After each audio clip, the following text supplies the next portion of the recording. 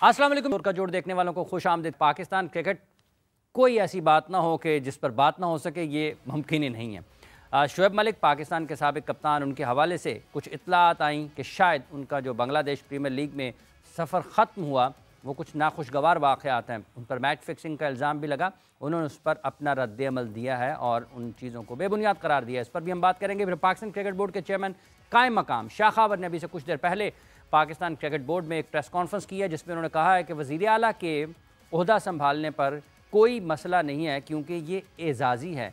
लेकिन क्या कायम मकाम चेयरमैन साहब ये बता सकते हैं कि रोज़मर्रा जो यौमिया अलाउंस है पाकिस्तान क्रिकेट बोर्ड का चेयरमैन वो कितना लेता है, ड्राइवर उसको मुलाजिम कितने मिलते हैं ज़ाती इस्तेमाल के लिए, गाड़ी क्या पीसीबी से मिलती है या नहीं मिलती है, और जब वो बैरून मुल्क दौरे पर जाते हैं तो क्या उनका कोई डेली अलाउंस होता है या नहीं होता है। तो अगर ये होता है तो फिर ये कैसे कहा जा सकता है कि मफादात का तसादुम नहीं है। इन सब चीज़ों पर हम गुफ्तगू करेंगे। मिर्ज़ा इकबाल बेग साहब senior sports journalist, Abdul Majid Bhatti साहब खेलों के सीनियर सहाफ़ी हमारे साथ मौजूद। अस्सलाम वालेकुम जी। वालेकुम अस्सलाम। बहुत बहुत शुक्रिया बेग साहब, बहुत बहुत शुक्रिया भट्टी साहब। भट्टी साहब, ये शोएब मलिक साहब एक के बाद एक मसले का शिकार हैं। गुज़िश्ता चंद दिनों से तो वो मुसलसल ख़बरों में हैं। आपको लगता है कि कहीं ना कहीं जो बीपीएल वाला मामला है उनके करियर का अख्ताम कुछ बहुत खुशगवार अंदाज में ना होने की तरफ भी बढ़ सकता है? देखें, जो लीग का कॉन्ट्रैक्ट होता है, अभी मैं शोएब मलिक का आपका फोन आने से थोड़ी देर पहले बयान पढ़ रहा था। उन्होंने कहा कि मेरी दुबई में प्री मीडिया एंगेजमेंट्स थी। तो भाई, अगर प्री मीडिया एंगेजमेंट्स आपकी थी तो आपने क्या उस फ्रेंचाइज को नहीं बताया था कि आपकी प्री मीडिया एंगेजमेंट्स हैं? लेकिन इंडियन मीडिया तो देखें, शोएब मलिक को इसलिए भी टारगेट कर रहा है कि अभी सानिया मिर्जा के साथ उनकी अलहदगी हुई है, उनकी न्यूज वैल्यू है। लेकिन जहां तक आईसीसी के एंटी करप्शन कोड का ताल्लुक है, हाफिज साहब, आईसीसी का जो एंटी करप्शन कोड है वो तो दुनिया की सारी लीग्स पे अप्लाई होता है। अगर खुदा ना खास्ता कोई भी खिलाड़ी, चाहे शोएब मलिक हो चाहे कोई भी हो, अगर वो वायलेशन करता है तो आईसीसी का एंटी करप्शन कोड खुद ब खुद उस पर अप्लाई हो जाता है। तो मेरा ख्याल है ये शोएब मलिक का कॉन्ट्रैक्ट को वायलेट करना एक अलग कहानी है। लेकिन इंडियन मीडिया जिस तरह उसको स्पॉट फिक्सिंग या मैच फिक्सिंग से लिंक कर रहा है, मेरा नहीं ख्याल इसमें सदाकत है। अगर कुछ होगा तो यकीनी तौर पर आईसीसी का जो एंटी करप्शन कोड है या आईसीसी के जो लोग हैं वो इस पर कार्रवाई का ऐलान करेंगे।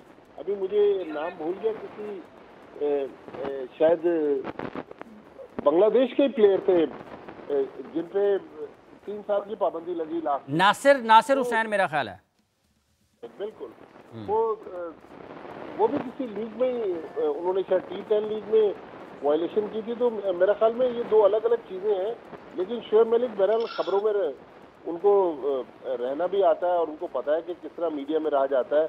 तो वो काफी अच्छे तरीके से खबरों में, आप देखें पिछले एक हफ्ते से वो मुसलसल खबरों में है।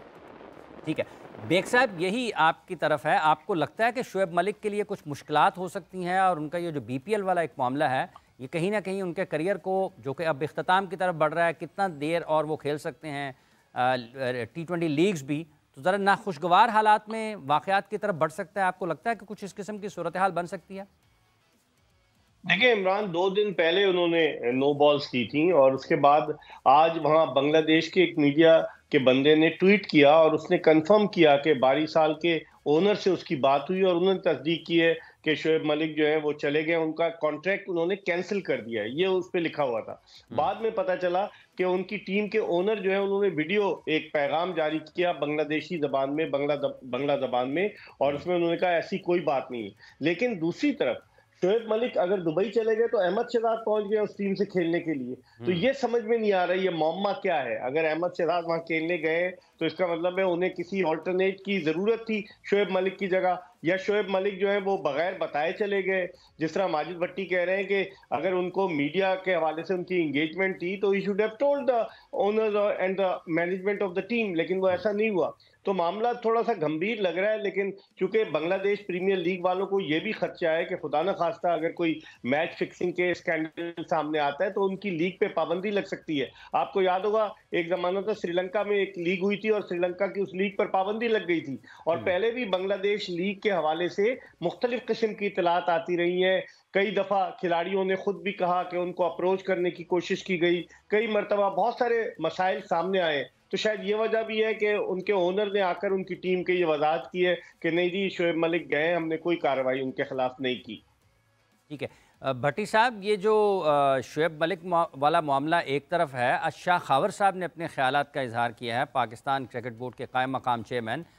उन्होंने कहा है कि वज़ीर आला की तरफ से ओहदा संभालने पर कोई ऐसा मसला नहीं है, कोई ऐसी कानूनी, शायद उनके कहने का मतलब यही है कि उसमें रुकावट नहीं है, क्योंकि पीसीबी का चेयरमैन का ओहदा एजाज़ी है, इसमें कोई मफादात का टकराव नहीं है।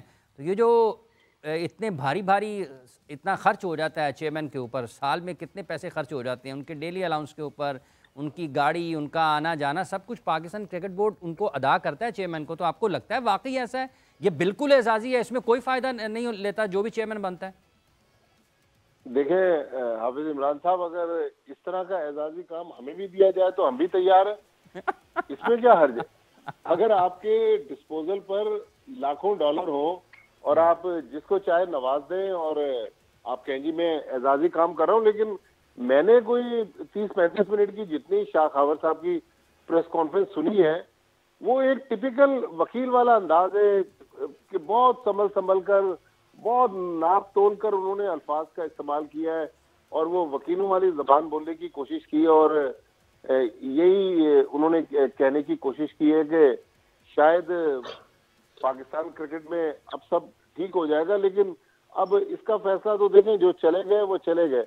अब जो फैसला होगा वो तो तारीख फैसला करेगी और इस दौर में जो लोग आ रहे हैं वो जब जाएंगे उनका फैसला भी तारीख करेगी। लेकिन एक दो चीजें जो बड़ी इंटरेस्टिंग थी, मोहम्मद हफीज के बारे में उन्होंने कहा कि मोहम्मद हफीज से हमने तहरीरी जो है वो रिपोर्ट मांगी है। तो मेरे ख्याल में ये एक सेंसिबल बात है, क्योंकि कल जिस तरह मीडिया पे चलता रहा कि मोहम्मद हफीज प्लेयर्स के बारे में कहते रहे कि वो क्रिकेट पे फोकस नहीं थे, तो ये हाफिज साहब कल आपके प्रोग्राम में हमने थोड़ा सा इसका तज़किरा किया कि सेंट्रल कॉन्ट्रैक्ट में आप 70-70 लाख रुपए प्लेयर्स को बांट रहे हैं और प्लेयर्स आपके काबू में नहीं है, गवर्नेंस कहीं नजर नहीं आ रही।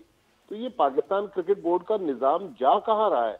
अब आप देखें ना, वो जो इलेक्शन की वजह से पेट्रल्स ट्रॉफी का जो फाइनल था, अब आज शाह खावर साहब ने कहा कि वो शायद 9 तारीख से शुरू हो। तो भाई ये चीजें पहले क्यों नहीं देख ली गई?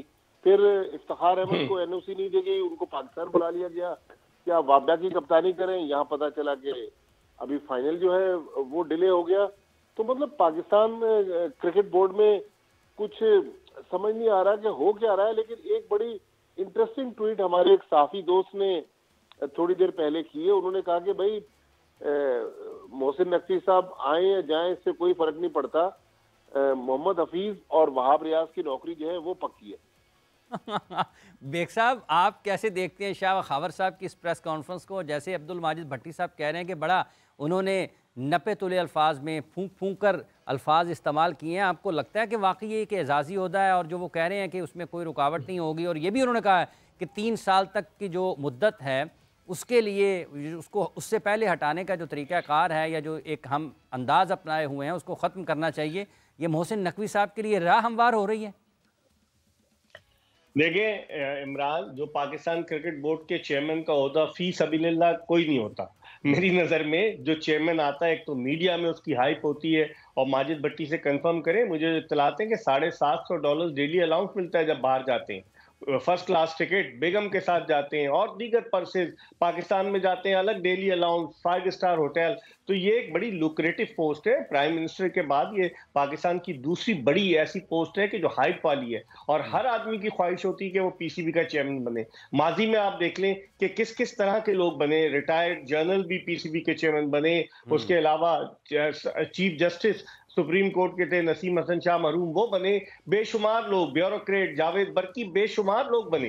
तो अब लगता यही है कि अब नजम सेठी सहाफी थे, डॉक्टर नसीब अशरफ थे, एजाज भट्ट बिजनेसमैन थे, तो सारे ही बन गए ना। अब मुझे लग रहा है कि आज जिस तरीके से शाह खावर साहब ने उसको कवर अप करने की कोशिश की है कि जी दोनों ओहदे रख सकते हैं, ये कहाँ होगा, और मदाखलत अगर दोनों ओहदे रखेंगे तो ये मेरे ख्याल में एक अनोखा वाकया होगा क्रिकेट की तारीख में, और आईसीसी इसका नोटिस लेगी। आईसीसी पहले भी जिम्बाब्वे को सस्पेंड कर चुकी है, आईसीसी माजी में श्रीलंकन क्रिकेट को सस्पेंड कर चुकी है, तो इन मसाइल का हल होगा। लेकिन जो माजिद भट्टी ने आप बात की कि एक ट्वीट आया कि 2 लोगों की नौकरी पक्की है, तो क्या Pakistan cricket board employment exchange बन गया है कि जिसको नौकरी ना मिले, रिटायर हो, सीधा पीसीबी आ जाए? मामलात जो है ना पाकिस्तान क्रिकेट बोर्ड के बेसरो सामानी के आलम में, लोगों ने तो मुलाकातें शुरू कर दी हैं। आपको इल्म होगा कि शाह खावर हालांकि कायम मुकाम चेयरमैन है, लेकिन जिनकी दुकानें बंद हो गई वो दुकानें खोलने के लिए दोबारा शाह खावर के पास पहुंच गए। तो बहुत सारे मसाइल हैं। मुझे लग रहा है मोहसिन नकवी साहब ज़हीन आदमी है, इतनी बड़ी ऑर्गेनाइजेशन चलाते रहे, इंटरनेशनल मीडिया से वो मुंसलिक रहे, तो ऐसा नहीं होगा कि शहद की मक्खियां उन पर हमला कर दें और वो उनके झुरमुट में गुम हो जाए। मुझे लगता है वो डिसीजन लेंगे अगर वो आए तो। भट्टी साहब, आपको लगता है वाकई पाकिस्तान की क्रिकेट का आज जो हाल है इसमें क्रिकेटर्स का भी कोई हाथ है, उनका भी अमल दखल है, वो भी कहीं ना कहीं जिम्मेदार हैं? क्योंकि अगर हम तमाम क्रिकेटिंग ओहदों को देखते हैं जिनका बराह रास्त खेल से ताल्लुक है, तो वहां पर तो क्रिकेटर्स ही नजर आते हैं, और वो क्रिकेटर्स ही थे जिन्होंने ये फैसला किया कि एक तरफ इंतखाबात हो रहे होंगे 8 फरवरी को और दूसरी तरफ प्रेसिडेंट कप का फाइनल चल रहा होगा। वो क्रिकेटर नहीं थे जिन्होंने ये निशानदेही की, मीडिया में से लोगों ने निशानदेही की कि 8 फरवरी को तो इंतखाबात हैं, आप 2 टीमों को और उनके ऑफिशियल्स को, उसके साथ जुड़े लोग को अगर आप उसको ब्रॉडकास्ट करते हैं या जितने लोग उसके साथ जुड़े हैं उन सबको रोकेंगे और वो तो अपना वोट कास्ट ही नहीं कर पाएंगे। तो आपको लगता है कि कहीं ना कहीं क्रिकेटर्स का भी हिस्सा है इस सारी तबाही में? देखें हाफिज इमरान साहब, पाकिस्तान क्रिकेट में अगर पाकिस्तान क्रिकेट का उरूज देख लें, पाकिस्तान टीम कोई टाइटल जीतती है तो जो पैसों की बरसात होती है वो भी क्रिकेटर्स पे होती है। जब वो रिटायर हो जाते हैं, कोई कमेंट्री में आ जाता है, कोई क्रिकेट बोर्ड में आ जाता है, कोई अंपायरिंग में, कोई मैच रेफरी बन जाता है, तो देखिए क्रिकेटर्स तो हर वक्त उनके हाथ पांव जो हैं वो पैसे में है, तो लिहाजा इस क्रिकेट को अगर नॉन क्रिकेटर्स ने खराब किया है तो मेरा ख्याल में 50% से ज्यादा शेयर उसमें क्रिकेटर्स का भी है। क्रिकेटर्स बड़ी पोस्टों पर भी बैठे हुए, क्रिकेटर्स क्रिकेट बोर्ड के इक़्तिदार में बैठ के रमीज राजा साहब तकरीबन 1.25 साल 1.5 साल चेयरमैन रहे, एजाज भट्ट साहब चेयरमैन रहे, तो क्रिकेटर्स बिल्कुल उसके बराबर के शरीक हैं। जाकिर खान साहब बहुत बड़ी पोस्ट पर डायरेक्टर इंटरनेशनल क्रिकेट रहे, लेकिन मैं आज जाकिर खान का ऐसे मेरे जहन में आ गया तो मैंने कहा बरसबीले तस्करा जाकिर खान का भी जिक्र कर जाए कि जाकिर खान को भी हमने बहुत क्रिटिसाइज किया, लेकिन उनके दौर में वो डायरेक्टर इंटरनेशनल क्रिकेट थे, शायद इतनी बुरी गवर्नेंस नहीं थी जितनी आज इंटरनेशनली पाकिस्तान क्रिकेट बोर्ड में नजर आ रही है। शायद वो एक बड़े क्रिकेटर के दोस्त थे, इस वजह से मीडिया के टारगेट में रहते थे, लेकिन आज पाकिस्तान क्रिकेट और इंटरनेशनली पाकिस्तान के प्लेयर्स जिस तरह नाराज हैं, और ये जो कल भी हाफिज साहब आपने इसका तस्करा किया कि ये जो सेंट्रल कॉन्ट्रैक्ट है ना, मेरे ख्याल में अब क्रिकेट बोर्ड को इनकी फीसें बढ़ाकर सेंट्रल कॉन्ट्रैक्ट को खत्म कर देना चाहिए। जून से लेके अभी हम जनवरी के एंड में आ गए, 7 महीने से हमारे क्रिकेटर सेंट्रल कॉन्ट्रैक्ट में उलझे हुए। कल हफीज ने कह दिया कि वो फोकस नहीं थे क्रिकेट पे, तो भाई अगर पाकिस्तान के क्रिकेटर्स फोकस नहीं थे, former chief secretary Punjab Pakistan team के मैनेजर थे, वो भी इनको काबू नहीं कर सके, तो फिर तो अल्लाह ताला इनको काबू करेगा, अदरवाइज ये तो फिर किसी और के काबू में आने वाले नजर नहीं आ रहे। बेग साहब, ये जिस तरह से भट्टी साहब ने जिक्र किया है, मोहम्मद हफीज़ चूंकि खबरों में है, आपको लगता है कि वाकई वो एक तरफ की तस्वीर है? अगर ये खिलाड़ियों के बारे में बात करेंगे तो खिलाड़ी इनके बारे में बात करेंगे, और पाकिस्तान क्रिकेट बोर्ड की जो इस वक्त इंतजामी मामला है ये तो फिर उलझ कर रह गए हैं, ये ऐसे ही चलता रहेगा। और सेंट्रल कॉन्ट्रैक्ट वाली तजवीज़ पर आपकी क्या राय है? इनके महाना बढ़ा दिए जाएँ और इनका सेंट्रल कॉन्ट्रैक्ट ख़त्म कर दिया जाए, आज़ाद हो जाए, फिर तो कोई किसी तरीके से किसी सिस्टम में रहेंगे नहीं, खिलाड़ियों की अपनी मर्जी बनती रहेगी फिर। देखिए, मोहम्मद हफीज अपनी नशिस्त बचाने की भरपूर कोशिश कर रहे हैं, क्योंकि उनका दिसंबर में कॉन्ट्रैक्ट खत्म हो गया था। उन्हें साबिका चेयरमैन मैनेजमेंट कमेटी ने कहा कि आप वापस आएंगे, हम आपका लॉन्ग टर्म कॉन्ट्रैक्ट देंगे। और फिर जब उन्होंने भेजा आईपीसी मिनिस्ट्री को लॉन्ग टर्म कॉन्ट्रैक्ट के लिए, तो उसने मना कर दिया। उसने कहा आप डे टू डे अफेयर चलाएं, ये नया जो चेयरमैन आएगा इलेक्टेड, वो चलाएगा। तो लाजिम बात है कि हफीज जो है वो अपनी नशिस्त बचाने के चक्कर में, अब अगर उन्होंने कोई ओपनली बयान वगैरह दे दिया तो खिलाड़ी भी कुछ ना कुछ कहेंगे। आप देखें ना कि हारिस को वापस भेज दिया गया, जमान खान को नहीं मिला खेलने को, फिर आप इफ्तिखार की बात कर रहे हैं, तो बहुत सारी कंट्रोवर्सीज फिर दर कंट्रोवर्सी शुरू हो जाएंगी। अब देखना ये कि जो ये स्टेबिलिटी आए ना, कि एक गवर्निंग बोर्ड के इलेक्शन हो जाए। आज शाह खावर साहब तो ये कह रहे थे हो सकता है कल परसों ही हो जाए। तो गवर्निंग बोर्ड में कौन कौन आएगा? पहले जो गवर्निंग बोर्ड था, जो आखिरी वाला गवर्निंग बोर्ड था, उसमें बावलपुर के तारिक सरवर साहब थे, और उसमें हैदराबाद के सुलेमान तालपुर थे, जो लाड़काना रीजन के तनवीर पानेजई थे, और उसके अलावा एक और थे जफरुल्लाह जद्दाल डेरा मुराद जमाली के। तो उसमें ये था कि आज वो कह रहे थे ना कि हम गवर्निंग बोर्ड में वो सी और ये वो, तो अगर लगता यही है कि शायद भावलपुर की जगह मुल्तान आ जाए, क्योंकि मुल्तान में इलेक्शन नहीं हुए।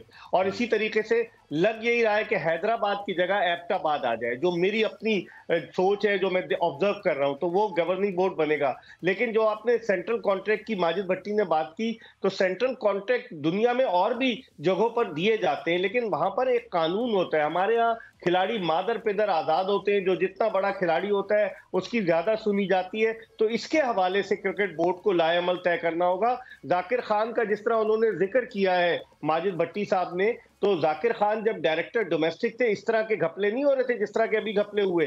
पहले ये फाइनल 31 जनवरी को होना था, फिर ये फाइनल 27 जनवरी को शिफ्ट हुआ, फिर उसके बाद ये फाइनल 6 फरवरी को शिफ्ट हुआ, और अब उन्होंने कह दिया शाह खावर साहब ने कि और आगे जा सकता है। तो एक मजाक बना हुआ है, क्रिकेटर्स हेल्म ऑफ अफेयर्स पर है। पाकिस्तान क्रिकेट के दोनों इंटरनेशनल क्रिकेटर है, नदीम खान और जुनैद जिया, और दोनों के दौर में ये हो रहा है। तो कोई पूछने वाला है कि नहीं है? बेसरो सामानी के आलम में पाकिस्तान क्रिकेट। जब तक एक मुंतखब चेयरमैन नहीं आएगा 3 साल के लिए, क्रिकेट के मामला यूं ही चलते रहेंगे। बेसरो सामानी के आलम में। भट्टी साहब, ये आपसे आखिरी सवाल है, ये जिस तरह से अभी जिक्र किया है इकबाल बेग साहब ने, अगर हम 9 को शुरू करते हैं प्रेसिडेंट कप का फाइनल, तो 17 को तो पीएसएल शुरू हो रहा है फिर। जी हाँ, बिल्कुल, पीएसएल 17 से शुरू हो रहा है। और करवाएंगे कहाँ? देखें, नेशनल स्टेडियम कराची में तो इस वक्त एक प्राइवेट लीग करवाई जा रही है। तो इसका मतलब है कराची के जो दूसरे छोटे ग्राउंड है, स्टेट बैंक ग्राउंड है या यूबीएल स्पोर्ट्स कॉम्प्लेक्स है, तो ये कितना अफसोसनाक पहलू है कि हम डिपार्टमेंटल क्रिकेट को बहाल करने के लिए हमने इतने शादियाने बजाए, और आज डिपार्टमेंटल क्रिकेट का हम जो हाल कर रहे हैं, तो डिपार्टमेंट्स फिर क्यों अपनी टीमों को प्रमोट करेंगे? वो करोड़ों रुपए सीजन में क्यों खर्च करेंगे?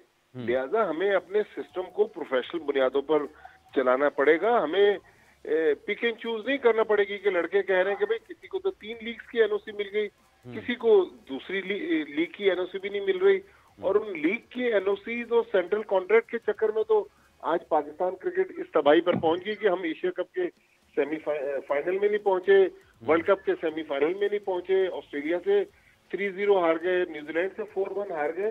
तो मेरा मसला मोहसिन नकवी या शाह खावर नहीं है, मेरा मसला तो मेरे मुल्क की टीम है। अगर मेरे मुल्क की टीम सफर करेगी तो जाहिर है ये 25 करोड़ अवाम इस क्रिकेट से जुड़े हुए, फिर मीडिया इस पे बात करेगा। लेकिन मीडिया को भी देखें, उन चीजों पर जाना चाहिए जो वाकई एक इश्यूज हैं। नॉन इश्यूज को बाज़ दफा मीडिया इशू बना देता है।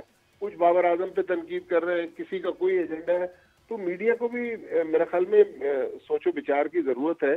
फिर एक और मसला ये भी दरपेश है कि नेशनल स्टेडियम जो पाकिस्तान का प्रीमियर क्रिकेट सेंटर है, उसको हमने सिंध प्रीमियर लीग के लिए दे दिया है। तो अगले 12 दिन तक तो सिंध प्रीमियर लीग होगी। तो मेरा ख्याल में नेशनल स्टेडियम की जो तज़ीन आराइश है पीएसएल के लिए, वो भी खटाई में पड़ जाएगी। तो जिन लोगों ने एनओसीज दी, और फिर कल जावेद आफरीदी साहब ने एक और इशू उठा दिया, उन्होंने तो मैचेस वाला पीएसएल के शेड्यूल पे एतराज कर दिया।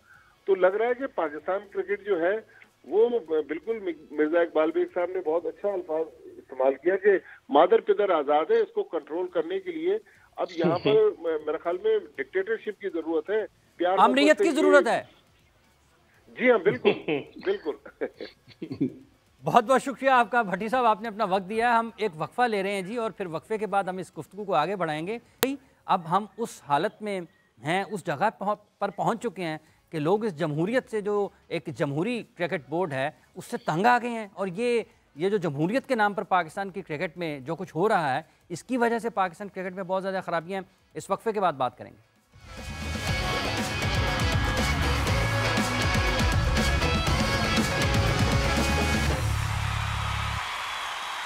एक मरतबा फिर हम आपको खुशामदीद कहते हैं। ज़ोर का जोड़ में बात हम कर रहे हैं पाकिस्तान क्रिकेट टीम की मौजूदा कारकर्दगी और पाकिस्तान क्रिकेट बोर्ड के इंतज़ामी मामलात के हवाले से, जहां पर हमें कोई अच्छी ख़बरें नज़र नहीं आती हैं, अच्छी चीज़ें सुनाई नहीं देती हैं, अच्छे अल्फाज सुनने को ये कान तरस गए हैं। और बिलखुसूस अगर हम गुज़िश्ता चंद माह की बात करते हैं, अगस्त से लेकर अब तक, वैसे तो वो तनाज़ात उससे पहले भी थे, लेकिन अगस्त से बिलखुसूस क्रिकेट के हवाले से और नताइज के हवाले से जिन ख़राबियों का और जिन मुश्किलात का पाकिस्तान को सामना करना पड़ा है, भले वो एशिया कप की कारकर्दगी हो, भले वो वर्ल्ड कप में पाकिस्तान टीम की कारकर्दगी हो, और इस दौरान पाकिस्तान क्रिकेट में जिस तरीके से इंतज़ामी मामलात को चलाया गया, जिस तरह से ज़का अशरफ साहब ने पाकिस्तान क्रिकेट बोर्ड को चलाया, और जिस तरीके से पाकिस्तान क्रिकेट बोर्ड और खिलाड़ियों के माबैन तनाज़ात रहे हैं, वो सब चीज़ें ऐसी हैं जो आपको कभी भी अच्छा पैगाम नहीं दे सकती हैं।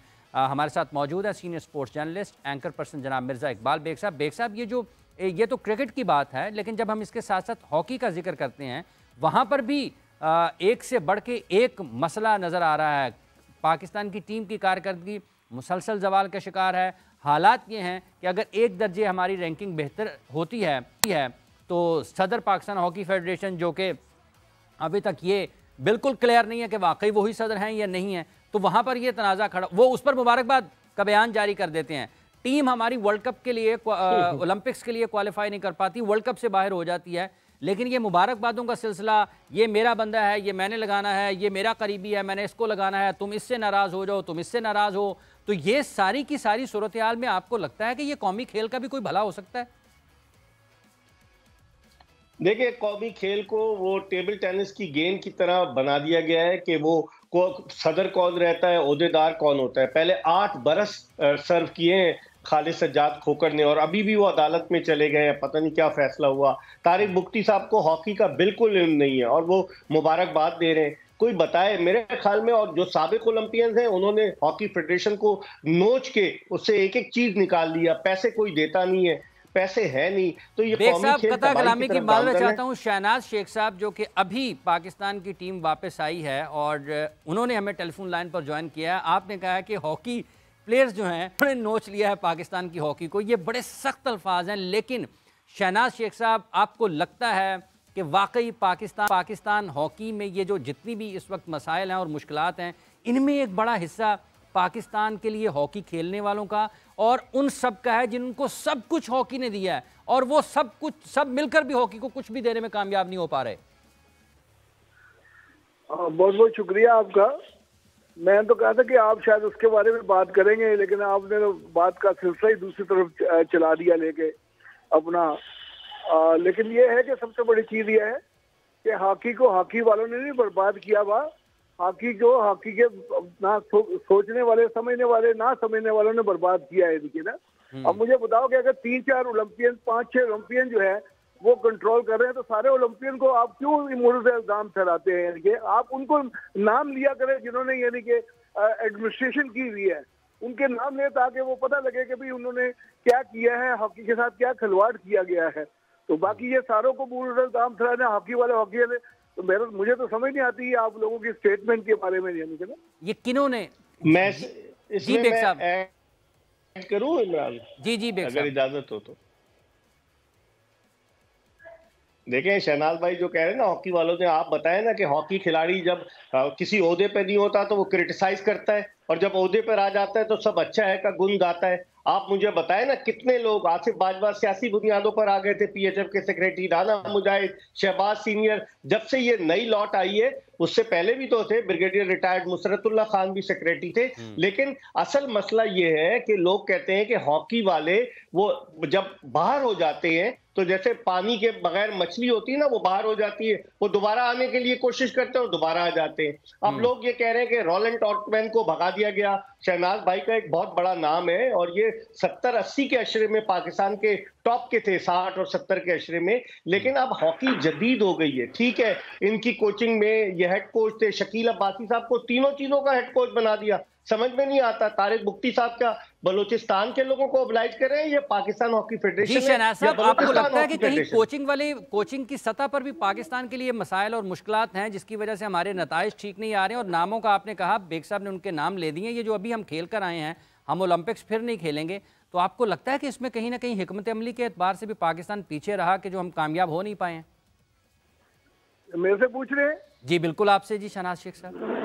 देखिए, मिर्जा साहब से मिर्जा साहब माशाल्लाह बहुत हॉकी को समझते हैं और बहुत ज्यादा यानी कि कहते हैं ये पुरानी हॉकी और नई हॉकी जो है ना, जो आदमी अपडेट हो ना उसके लिए नई हॉकी। मुझे बताएं, ओल्टमैन जो है 10 साल पाकिस्तान के साथ रहा है, मैं तो $200 में जाता हूँ, वो तो 50 लाख में जाता है। मुझे बताएं कौन सी पोजीशन है? पाकिस्तान चौथी पोजीशन पे ये आया है इस ओलंपिक क्वालिफिकेशन में, 10 साल के बाद चौथी पोजीशन पे आया है। मुझे बताएं इसके दरमियान में कौन सी पोजीशन ली थी ओल्टमैन ने या दूसरे कोचेस ने? तो मेरा मकसद है कि थोड़ा सा हकायक को सामने रख के बात किया करें आप, यानी कि ना कि ये कोचेस अब मैं $200 में गया हूँ, ओल्टमैन ने इस टूर्नामेंट के लिए 50 लाख रुपया मांगा था।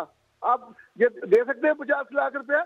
हाँ, अपने कोचेस को तैयार करें। और ये जो आप कहते हैं ना कि पुरानी हॉकी, तो ये हॉकी जो हॉकी के साथ मुंसलिक है, जो इन टच है, जो इंटरनेट के साथ है, उसके लिए तो सोने पर सुहागा वाली बात होती है। बाकी आप देखें कि हमारे साथ जिस तरह खिलवाड़ किया गया है चैंपियन ये से क्वालिफिकेशन में और हमें बाहर निकाला गया है, हम हारे नहीं है। आप सेकंड गोल देखें, जो गोल दिया गया है और उसके बाद जो लास्ट में प्लेंटी कॉर्नर दे के हमें वापस लिया है, तो हम आपस में लड़ेंगे तो इसी तरह हमें टिश्यू पेपर की तरह इस्तेमाल किया जाएगा। मैंने तो अपनी स्टेटमेंट में कहा है कि जब तक एशियन की टीमें जो है आपस में इकट्ठी नहीं होंगी, ये गोरा माफिया जो है हमें इसी तरह रगड़ता रहेगा। आप उठा के देखें हमारी टीम की परफॉर्मेंस। मुझे 4 दिन मिले थे सिर्फ ट्रेनिंग के लिए, 4 दिन, और 1 हफ्ते में मैंने टीम को तैयार किया, जबकि उसको ओल्टमैन और दूसरे जो है उनको 2-2 साल दिए गए। तो प्लीज जो है हकायक के बारे में कह रहे वो हिलनी वाली बात जो है ना, वो मत किया करें आप लोग प्लीज। शहनाज साहब, आपने ठीक कहा कि आपके ख्याल में, आपके मुताबिक पाकिस्तान के खिलाफ गलत फैसले हुए, लेकिन कुछ मैचेस ऐसे भी हैं इसी टूर्नामेंट में, इस क्वालिफाइंग राउंड में, कि पाकिस्तान कोई गोल नहीं कर पाया। तो क्या आप समझते हैं कि वहां पर भी कोई गोल ना करना भी पाकिस्तान के खिलाफ साजिश थी?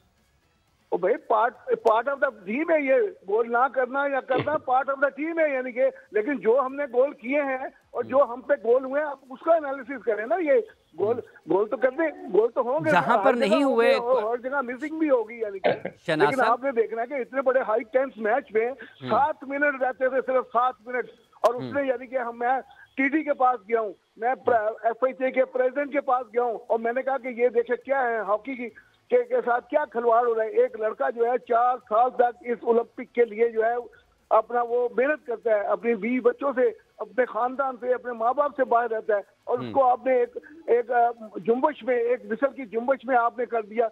मैं ये कहता हूँ कि उनके पास कोई जवाब नहीं था। अब जब सेकंड गोल की बात आई है, we are not clear, we are का, मैं क्या वीडियो देखें। मेरा मकसद ये है कि मुझे अगर सेटिस्फाइड जवाब दे दें। अब दूसरा जो प्लेंटी कॉर्नर्स के बारे में था, उसने खुद लेके और वापस ले लिया। मैं उसके पास गया, अंपायर के पास, मैंने कहा कि तूने क्या किया है? कहने लगा जी मुझे समझ नहीं आई। लुक एट, तो ये सबसे बड़ी वजह ये थी कि जो टीडी था, टीडी वो यानी कि न्यूजीलैंडर था। मैंने प्रेसिडेंट को कहा, मैं लेटर भी लिखूंगा कि टीडी जो है उस मुल्क का नहीं होना चाहिए जिस मुल्क की टीम पार्टिसिपेट करती है, क्योंकि टीडी के अंदर सारे अंपायर भी आते हैं, सारे चीजें मैच ऑफिशियल सारे, तो इसको आप पॉजिटिव वे में ले, खुदा का वास्ता है इसको पॉजिटिव में लेंगे। ठीक है, अब बेग साहब हम 4 साल मजीद इंतजार करें। 4 साल 2012 के लंदन ओलंपिक्स के बाद से हम रियो डी जेनेरो ओलंपिक्स नहीं खेल सके, 2016 का, 2020 का टोक्यो ओलंपिक्स और अब 2024 का पेरिस ओलंपिक्स। हॉकी के अंदर जो सियासत है, हॉकी प्लेयर्स की जो सियासत है, वो हॉकी को दीमक की तरह चाट रही है। ठीक है, आप FIH के प्रेसिडेंट की बात करते, कौन है? पाकिस्तानी है ना, तैयब इकराम। तो क्यों नहीं उन्होंने फिर आपने उनसे बात की? तो बहुत सारी चीजें हैं ना, मतलब अगर हम ठीक है, ज्यादती हुई मानते हैं, लेकिन अगर रोलैंड ऑल्टमैन पहले था, उसने क्या रिजल्ट दिया था? आप जो पूछ रहे हैं ना क्या दिया, 2004 की चैंपियंस ट्रॉफी में जो लाहौर में हुई थी, तीसरे नंबर पर आया था पाकिस्तान। ऑल्टमैन को, एकरमैन को लाते हैं, ले जाते हैं। या तो आप अपना ऐसे कोचिंग लोगों को शामिल करें कि जो स्किलफुल हो, जो जदीद हॉकी से वाकिफ हो। ये नहीं कि हिट एंड रन वाली हॉकी हो। इमरान, शहनाज भाई बड़े काबिल एहतराम है, अपने जमाने के बहुत बड़े प्लेयर थे, लेकिन अब हॉकी के रूल्स बदल गए हैं। हॉकी में फिटनेस ने बड़ा इंपॉर्टेंट रोल प्ले करना शुरू कर दिया है। 4 हाफ्स हो गए हॉकी के, तो ये सारी चीजें हमें देखनी होंगी। 4 क्वार्टर्स में तब्दील हो गई है। और ये जो आपको लगता है शहनाज शेख साहब, चलें, चूंकि जब पाकिस्तान 3 मरतबा ओलंपिक में नहीं जा पाएगा तो लोग सवाल तो करेंगे ना, जैसा कि ये हॉकी के नाम पर जो सियासत है, और इस टीम में जो ये भी इत्तलात हैं कि शायद टीम मैनेजमेंट खिलाड़ियों से नाराज थी, खिलाड़ी टीम मैनेजमेंट से नाराज थे। कराएं यहाँ पर नए हॉकी खिलाड़ियों का, पुराने हॉकी खिलाड़ियों का। और मैं अभी PHF के प्रेसिडेंट को एक स्ट्रक्चर रिफॉर्म के लिए एक लेटर लिख रहा हूँ कि हम जब तक ये ग्रास हॉकी से छुटकारा नहीं लेंगे, हम नहीं जीत सकते। हमें जो है हाई बॉल जो है टेक्नोलॉजी है उसके बारे में सोचना होगा, हमें ऑफ साइड रूल के बारे में सोचना होगा, हमें सेल्फ पास के बारे में सोचना होगा, हमें रिसीविंग बॉल जो है फोरहैंड पे उसके लेने वाले में मतलब हम तो बहुत बेसिक्स पर जाना पड़ेगा ना। ये तो बिल्कुल निचली सतह पर हम चले जाएंगे। लेकिन ये बताइएगा, जैसे आपने अभी बहुत सारी चीजों का जिक्र किया है कि इस क्वालिफाइंग राउंड में क्या हुआ है, ये जो खबरें मीडिया में आ रही हैं कि टीम मैनेजमेंट और खिलाड़ियों के माबैन भी तालमेल नहीं था, कोऑर्डिनेशन नहीं थी, आपको लगता है कि वाकई ऐसा था? खिलाड़ी टीम मैनेजमेंट से और टीम मैनेजमेंट खिलाड़ियों से ना नहीं था तो ये चौथी पोजीशन पे आए हैं हम, यानी कि ना 10 साल के बाद तो तालमेल था, तो बेटा ये आए थे ना चौथी पोजीशन पे। और दूसरी चीज ये है कि टीम 4 दिन की प्रैक्टिस है सिर्फ, और ये पहला इंटरनेशनल टूर्नामेंट खेल रही थी एज ए टीम। यानी कि ट्राई टू अंडरस्टैंड, थोड़ा हकायक को देख के मेरे से बात किया करें आप, यानी कि ना वो पूरा हकायक को देख के बात किया करें। मैं एक टीम को जो है टाइम दिया गया और इस टीम को ट्रेनिंग के लिए टाइम दिया गया, इस टीम के बाकी जो लवाजमात हैं पूरे किए गए। तो ये हकायक को बच के मेरे से बात किया करें, आप बुलशिट ना मारा करें। चलें, अच्छा जी बेग साहब, आप क्या कहना चाह रहे हैं? मैं ऐड करूं, शहनाज भाई कह रहे हैं ना मैं खत लिखूंगा PHF के प्रेसिडेंट को, सारी चीजें लिखूंगा। पहले भी तो शहनाज भाई ने खत लिखा था कि ह्यूमन ट्रैफिकिंग हो रही है, उस खत का क्या हुआ? कौन सा खत जो आपने लिखा था कि पाकिस्तान हॉकी फेडरेशन में ह्यूमन ट्रैफिकिंग हो रही है, और एक हॉकी फेडरेशन का सेक्रेटरी इल्जाम लगा रहा था आप पर कि शहनाज शेख हॉकियां बेचना चाह रहे थे अपनी, और वो उसकी वजह से जो है वो उन्होंने हमारे खिलाफ हो गए। क्या ऐसा नहीं होता हॉकी में कि एक दूसरे की टांगे खींचने की कोशिश करते हैं लोग? देखो यार, अब मिर्जा देखो, सबसे बड़ी बात है कि इंसान की जुबान तो बंद नहीं की जा सकती, यानी कि ना। और हमारा आपको पता ही है कि हमारा जो है कैरेक्टर तो हमारा है ही नहीं ना, कि हम यही नहीं देखते कि हम किसके खिलाफ बात कर रहे हैं, किससे बात कर रहे हैं और किसके लिए बात कर रहे हैं। तो शहनाज भाई, ये सारी चीजें यही हम कह रहे हैं शहनाज शेख साहब कि ये सब के सब जो काम है ये खुद हॉकी वाले कर रहे हैं ना, बाहर से आकर तो कोई नहीं करता। आपने कहा कि नाम ले ले, ये सब बाहर वाले दुआ मांगते हैं, या अल्लाह पाकिस्तान टीम ना जीते, ये सब बाहर वाले दुआ मांगते हैं। मैं बताऊं आपको, आप मुझे कहने दें, प्लीज मुझे कहने दें। जी कहें, आप कहें, आपको इसीलिए दावत दी है, आप होकर आए हैं पाकिस्तान की हॉकी को, आपने सारी जिंदगी आपकी हॉकी के मैदानों पर गुजरी है। आपसे यही जानना चाहते हैं कि कौम को पता चले कि ये जो कौमी खेल है, जो पाकिस्तान की पहचान था, ये कैसे दोबारा अपने माजी वाले मकाम पर आ सकता है? ये ऐसे हो सकता है कि 9 महीने से उनको कोई पैसा नहीं मिला, $1 नहीं मिला, अभी भी कुछ भी नहीं मिला, यानी कि।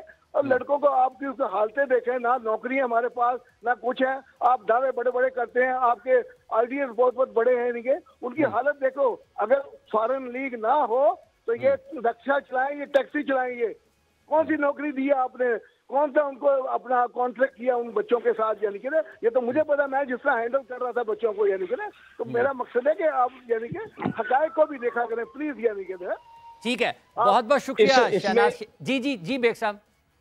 इसमें मैं ऐड करूं कि कोई पाकिस्तान हॉकी फेडरेशन का पैसा जो माजी में अरबों रुपए खा गए, इसलिए कोई स्पॉन्सर एतबार नहीं करता, हुकूमत एतबार नहीं करती, कोई फंड नहीं देता। इसी वजह से इस घर को आग लग गई, घर के चराग से। आपका बहुत बहुत शुक्रिया इकबाल बेग साहब, शहनाज शेख साहब, आपका बहुत बहुत शुक्रिया। नाज़रीन इकराम, गुफ्तगू सुनी है आपने, पाकिस्तान में कौमी खेल में क्या हो रहा है और पाकिस्तान की क्रिकेट में क्या हो रहा है। इस घर को लग गई आग, घर के चराग से। हमारे अपने ही लोग हैं जो खुद ही एक दूसरे के ख़िलाफ़ साजिशें करते हैं, एक दूसरे की टांगें खींचते हैं। और ये हम हॉकी का हाल देख चुके हैं कि हम ओलंपिक्स में खेलने के काबिल नहीं हैं, हम वर्ल्ड कप खेलने के काबिल नहीं हैं, खिलाड़ी हमारे उनको कोई जानता नहीं है। तो ये सबसे ज़्यादा तकलीफ दे बात है। जब हम ये बात कर रहे हैं तो साथ ही साथ हम पाकिस्तान में क्रिकेट चलाने वालों को भी ये बता रहे हैं कि पाकिस्तान में क्या आप ये चाहते हैं कि क्रिकेट का भी ये हाल हो जाए? अल्लाह करे कि ऐसा ना हो। इसके लिए पाकिस्तान क्रिकेट बोर्ड हुकाम को अपनी आंखें खोलना होंगी। प्रोग्राम का वक्त ख़त्म हुआ चाहता है। हाफिज़ मोहम्मद इमरान आपसे इजाज़त चाहता है। अपना बहुत सा ख्याल रखें। अल्लाह हाफिज़।